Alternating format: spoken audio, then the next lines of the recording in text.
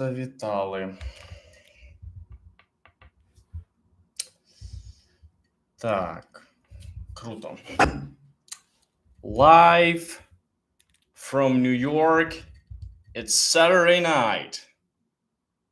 Almost. It's Friday night, but nonetheless.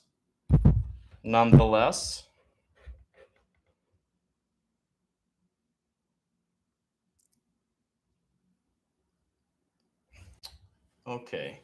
Let me just do one little thing.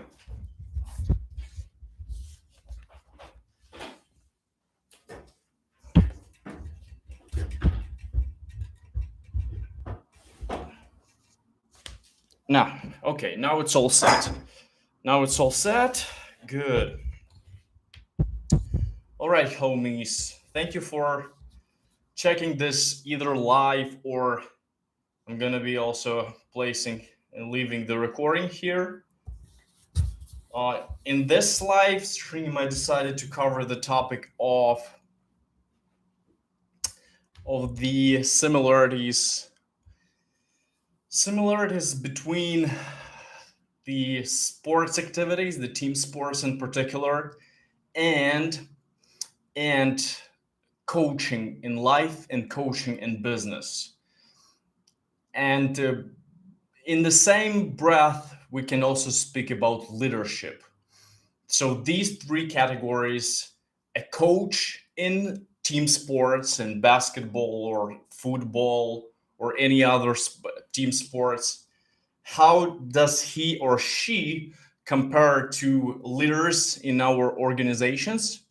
Or to speak about the pre relevant and super, demanding sphere such as coaching, the consultants, independent coaches and independent consultants, people who help us to save time by sharing their knowledge. The most glaring example is, for example, Tony Robbins. Tony Robbins, who I recently visited his live stream, and this guy just blew everyone away. The energy that he transmits, that he translates through the web camera is just unprecedented.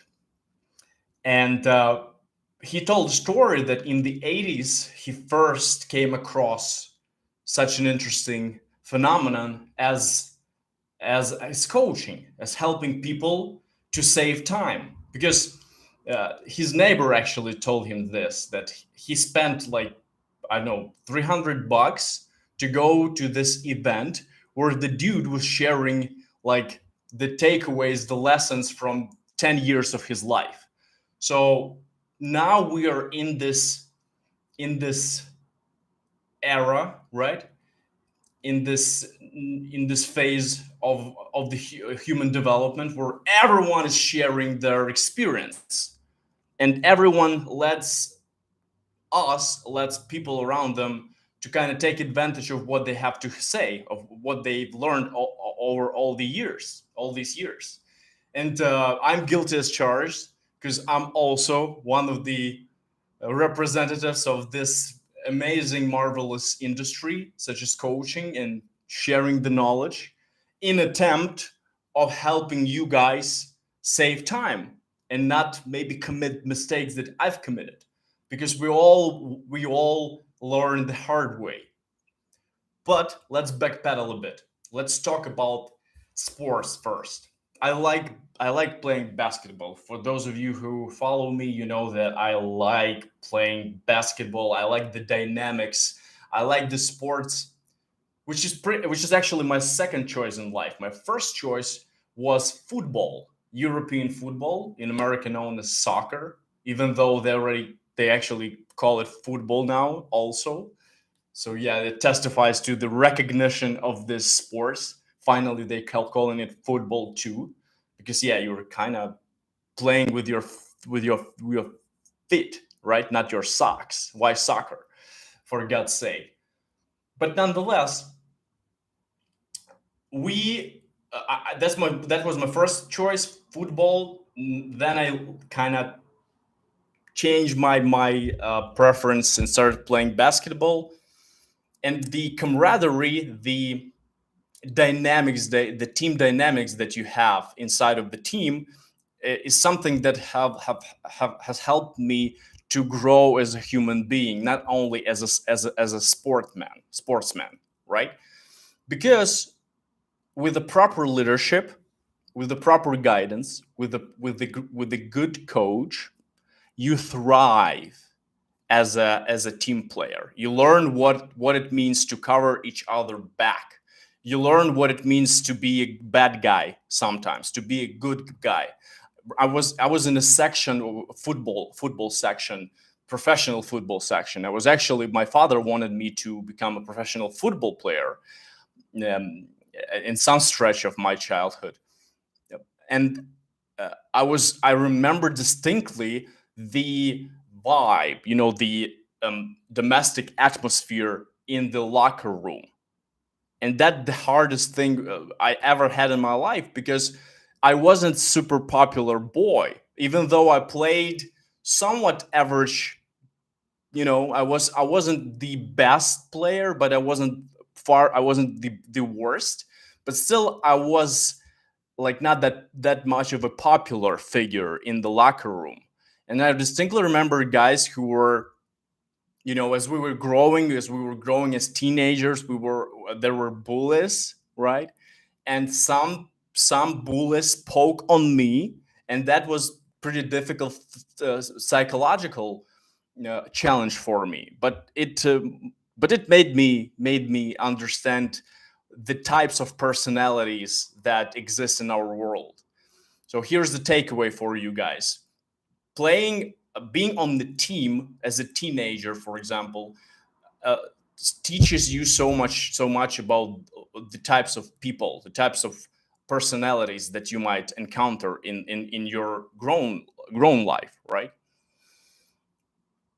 So that there was that, but there was also my coach, Igor Viktorovich, a man who I think was responsible for my success as a footballer, and the man who I loved dearly. He was an amazing. He is. I hope I'm not. Unfortunately, I'm not keeping connection with him, but he's been just an amazing human being, supportive, kind, empathetic, soft. He was caring. He was willing to listen. Yeah, he had rough days, but I remember how after every single time he let his emotions out in a negative way, he found the way to apologize. You see, when you see someone who's willing to show his or her vulnerability, being in the position of a leader, of a coach, that makes you understand, makes you feel like you can also be vulnerable. You can also not have all the answers in the world. You see, and to me, these are the characteristics of a great coach, of a great leader in the same breath. Now we most definitely have these stigma that the manager, right, or an authoritative sort of figure in our life should know all the answers. And a lot of our fathers, I'm 33 years old, and a lot of our fathers were brought up, in pretty strict conditions. They had super strict fathers themselves. And my dad had a super strict father who bit him up. My father would bit me like occasionally, like maybe like up to 10 times in my life, but not, excessively. It was just one time I remember he gave me his to taste his feast, but that was still not like because my father, his feast was and still is pretty damn hard because he's got some professional wrestling experience in his life.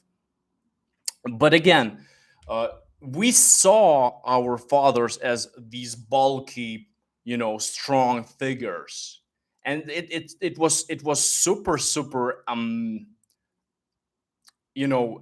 rare to see men who would be okay showcasing their emotions.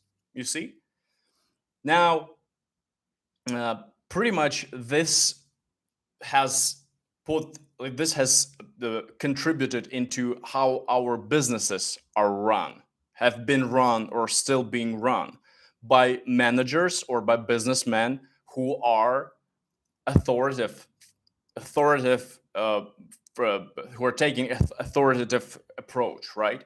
Who wants to have all the answers, who are control freaks, right? And that's, unfortunately for them, is not what makes a great leader. It's not what makes a great coach. It's not what makes a great mentor. It's not what makes a great role model. So I'm a firm believer that your power or your manhood in today's day and age should be expressed through love, through understanding, through caring, not through, you know, putting your foot forward and saying that's how it's gonna be. Sometimes you gotta be stiff. You gotta have this sort of, like um, kind of decisive approach, because not being indecisive is also a weak quality. But I mean, you still have to be willing to listen before you judge. So this is the quality. This is the characteristic of great leaders, of great consultants, coaches.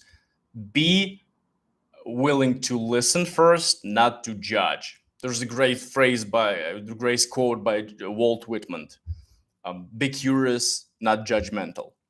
Before you judge, before you put blame on someone, make an attempt, at least an attempt, to listen. Okay. Now, recently, um, NBA, the National Basketball Association, awarded a new NBA champion, Denver Nuggets. If you guys, some of you guys follow basketball, I don't know, send me some likes if you follow basketball, or if you know where Denver is. It's in Colorado, in the Rocky Mountains. So they have this resort there where they ski. So it's the best place for skiers, and it's a small city, not a big market for basketball.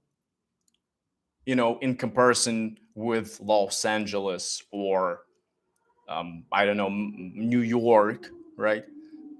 These are big media spots. But this Denver, Colorado, is a small city. Nonetheless, these guys won the NBA title this year, and they have I think tried to do this for the last 7 or 8 years. Here's what makes them different than pretty much all the other teams in the NBA: their coach and their culture. Similar to the great culture in the organization, they are not crumbling, they are not collapsing under the pressure of a failure. All the NBA teams, when they have a failing season, they do not rise up to the challenge, or they do not meet their expectations, fire their coaches. Усі команди в NBA, якщо у них там президенти не задовільнені тим, як їх результатів було досягнено за рік, вони змінюють тренерів, вони змінюють гравців, постійно щось змінюють. They hope for a quick fix, right?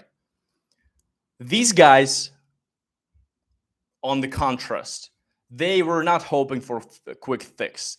They were actually enduring and working on their craft and working on their culture. And finally, over the stretch of 7 years, they have built a great camaraderie. They have built amazing leadership there. And the team, the real team, with the real empathetic and caring coach. So their coach is just amazing example of how you should lead people, right? He knows about his players. He knows his players' families.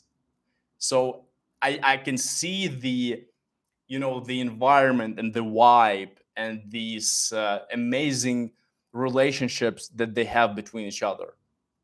So all the coaches that for right now, if we take my industry, business coaching, for example, or mentoring, best coaches always have really warm, long-lasting, friendly relationships with their clients. And I was actually shying away from this because in my business, when we built business and we didn't even see our customers, I thought that's the way to go. The customers are just the figures, the numbers that you fill in your financial statement. But in reality, customers are people, sometimes amazing people.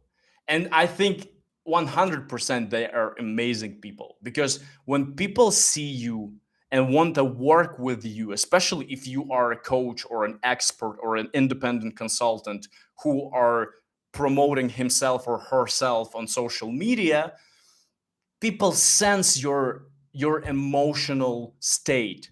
People like you for some reason, and for some reason they want to connect with you. They not only want to buy from you, they want to connect with you. They feel energized by talking to you or watching you or whatever. And that is already a great baseline for you establishing great rapport, and building amazing relationships with your clients. So here's another key takeaway from this talk, guys, that the best coaches, the best business consultants or experts and mentors, whatever you want to call yourself, they have amazing relationships that go far beyond just business. They go far beyond just offering and accepting services. They go far beyond. For example, I have some of my students. They can call me, they can send me a message on Telegram, ask me something, ask about life, ask about business, ask about startups, ask about leadership, ask about hiring or how to pass job interviews. I'm always willing to help, right? So that's something that I think is super underestimated.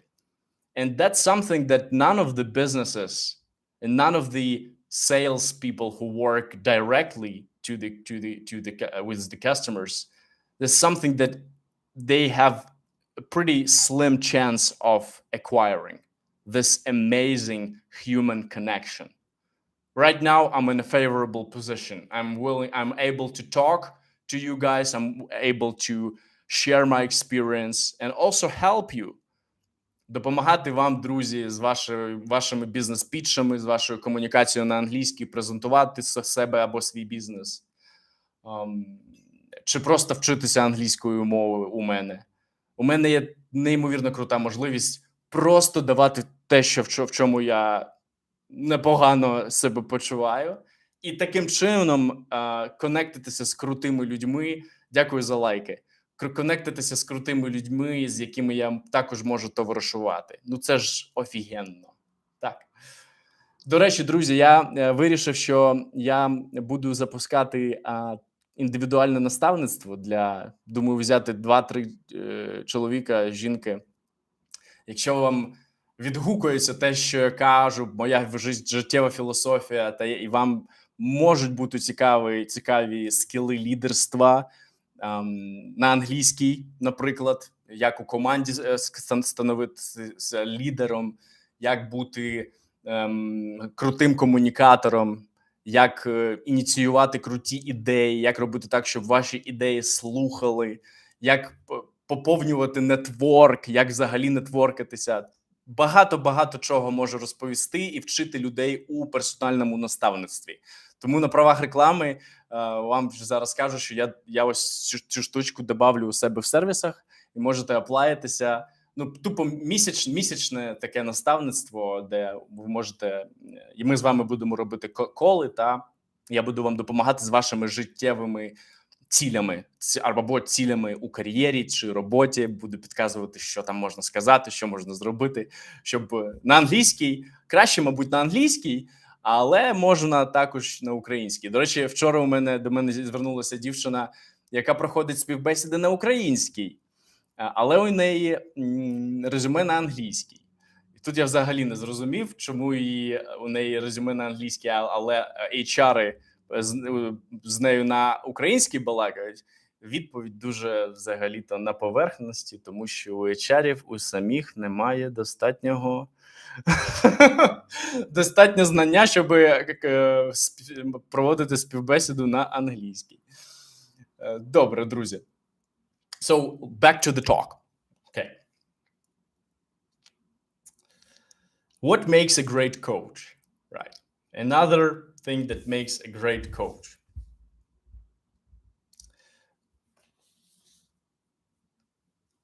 We're not if we lose today, we're not going to go hard on ourselves. Maybe we can go hard on ourselves, but not too much. But we're not going hard on our people. I remember there was a case with IBM, a big company that was, IBM, right? Software development company in the US. There was a case where their sales team didn't meet the number, didn't hit their goals. They didn't hit their goals first time in like 18 quarters or 30 or 28 quarters. So they were always airtight on meeting their financial goals. And yet that was the first time when they didn't meet their goals. And the decision from their leader, so-called leader, the CEO, was to just, criticize them publicly. That was his response. Guys didn't meet their numbers first time in like 2 or 3 years. That's an example of horrible leadership, horrible management. Because he had his own plans, and probably he wanted to buy, I don't know, a new car or a new house, whatever. You see, sometimes we need to, and this is the concept about infinite games by Simon Sinek, who also learned it from another great thinker from the 80s. Infinite games. We should look at our business or our career as an infinite game, not as a finite game. Quickly, difference between finite games and infinite games. Finite games are games with the well-defined players, right? Football, we know the players, we know the start and the end, and we know the conditions under which we decide who win and who lost. Infinite games are clear, defined rules, right? Football, basketball, whatever. Infinite games where we don't know who are the players. We don't know the conditions and requirements for either, the win, victory, or failure. We don't have this definition. We didn't agree on that. And the game actually never ends. So the examples of infinite games are relationships, education. Yes, school system is finite, but people keep learning endlessly, right? For their entire life. Infinite games. Business.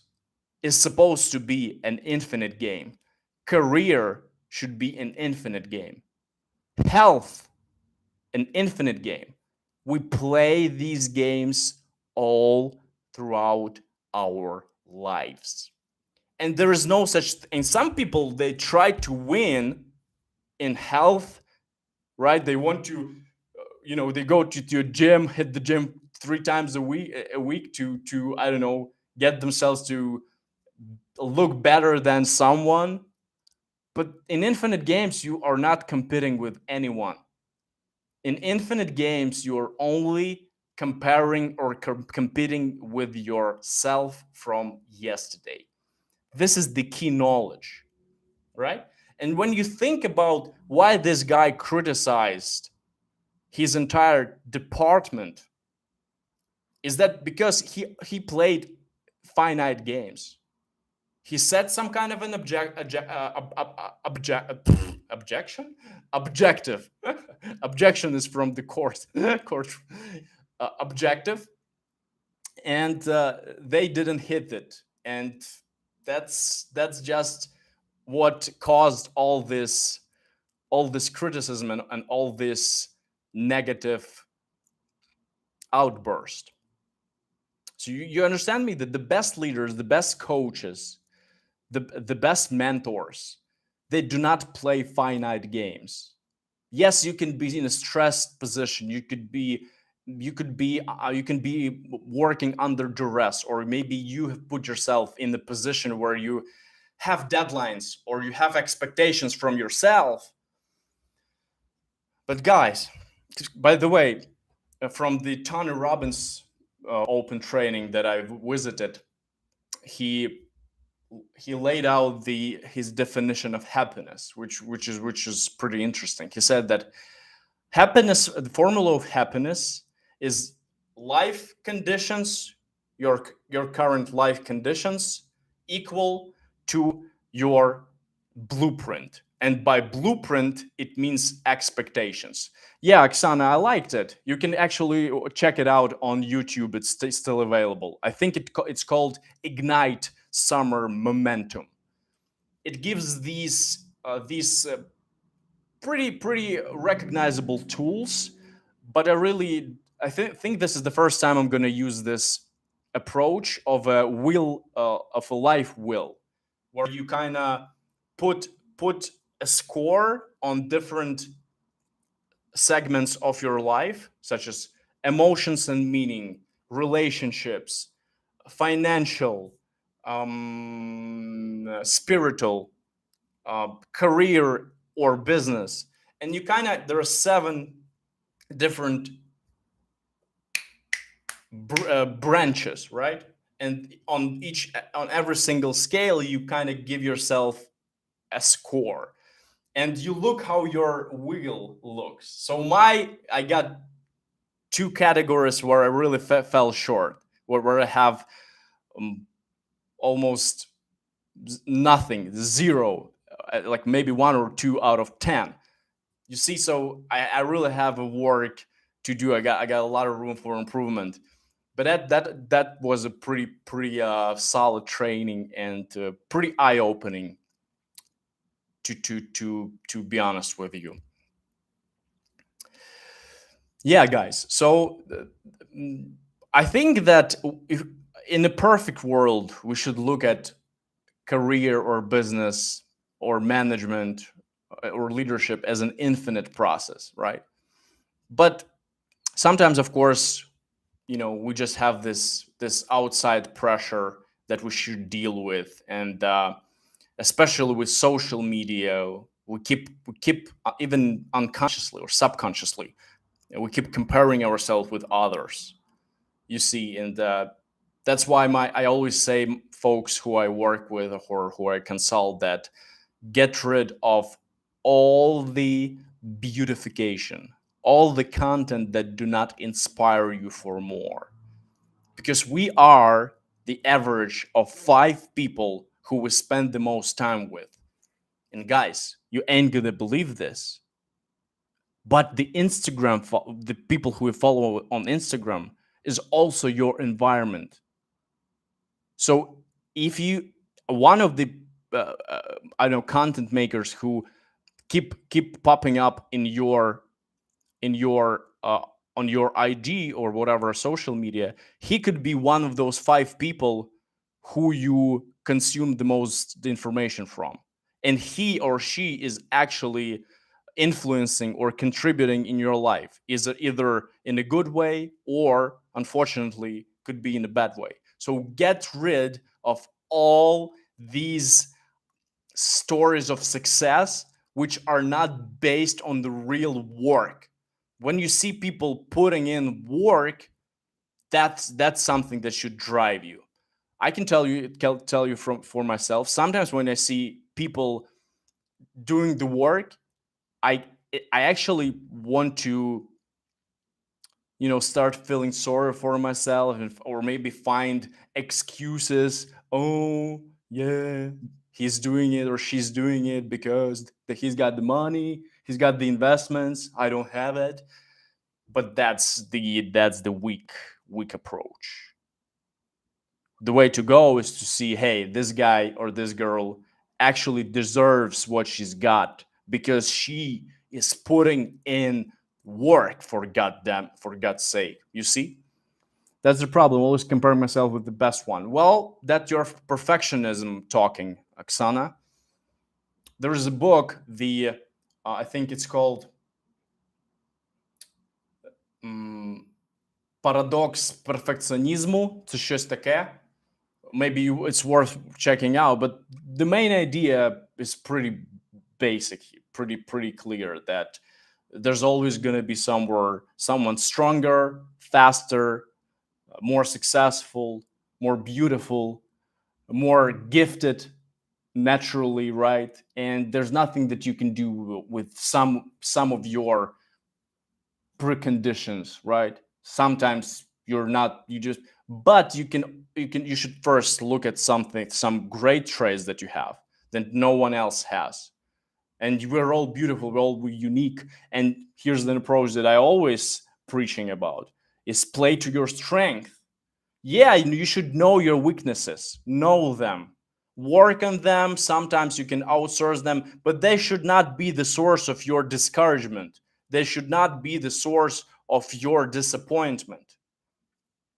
It's okay not to be beautiful, awesome, sharp all day long, right? As long as you know that you have this room for improvement in certain areas, that's fine.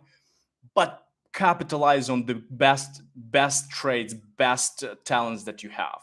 Put in work and develop your talents, because you ain't gonna believe this. Magical things happen if you just let your talents, you know, mm, kind of prosper.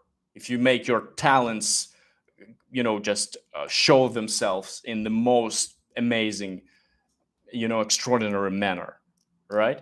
But talent could be also really dangerous if you don't put in work. That's a lesson from Will Smith that I learned a lot of years ago. He said that sometimes I'm not the most gifted, but I'm going to put in work. And talent, if you are the worst part, if you're gifted, a lot of people who are gifted, for example, I'm gifted with easily learning the language. Like I'm good with, I have way with words. That's why I can write poems in 3 different languages. I can find my way out of any possible, conflict or a conversation or whatever. I just have way with words. That's my talent. But talent can actually uh, go play to your detriment. It can really hurt you if you don't find the best application of your talent. So we have to understand our talent, our how have to understand our strength, but then work on them, and find where we can actually implement these skills or these strength to make others better. This is the key, the cornerstone idea from Tony Robbins. that you only have this energy, you only have this knowledge to help others. We live to make others better. And when we do that, guess what? Automatically, we become better. We become more intelligent. We become more empathetic. We become happier when we make others happier. Just recently, I started, I acquired like this amazing partner that we are going to support each other. It's actually a well-known expert and also my fellow blogger Katya. Katya, hi, if you're listening. And we decided on helping each other and covering each other back. And this is the study from I don't the name. It's called the